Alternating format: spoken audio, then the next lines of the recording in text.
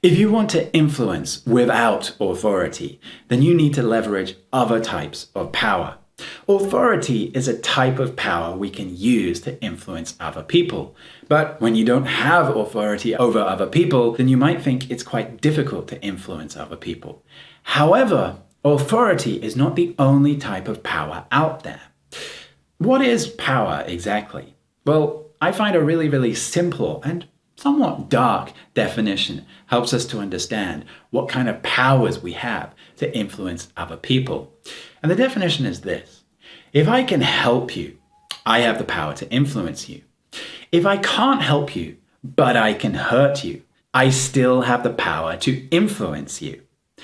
So let me give an example. Maybe you are trying to negotiate a pay rise with your boss. Though, yeah, maybe you can do a better job. You can take on more responsibilities. You can work harder. You can create more value.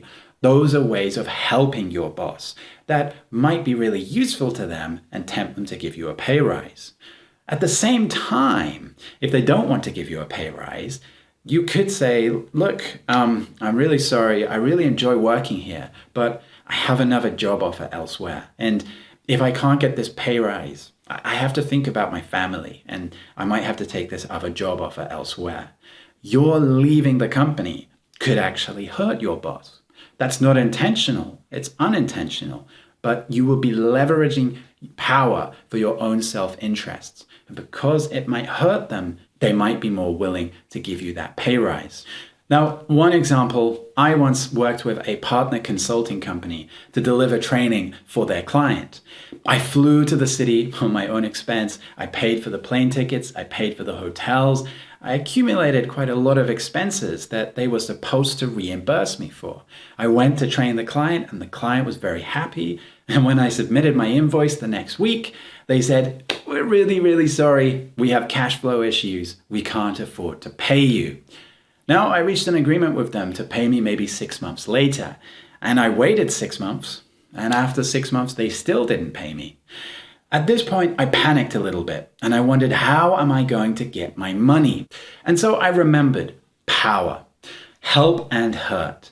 Now, of course, they could just keep withholding my money and hurt me, and originally that was causing me to panic a little bit. However, when I reflected on ways that I could hurt them as well, I realized, actually, there's a lot of things in my favor here. I realized that I have a strong network of other trainers and consultants who sometimes work with them, and I could tell them what this company has done. I could even reach out to the client and tell them what they have done to me. When I realized I have these options to hurt them, that gave me a lot more confidence. And that confidence I took with me to confront them and push me to give me that payment.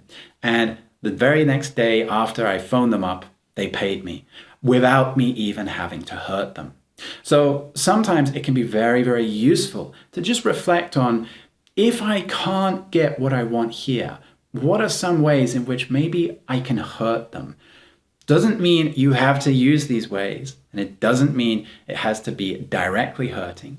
Maybe by not helping them, you hurt them. But reflecting on all of the power that you have to influence them could give you a lot more confidence. And sometimes that confidence can be enough to successfully get what you were looking for.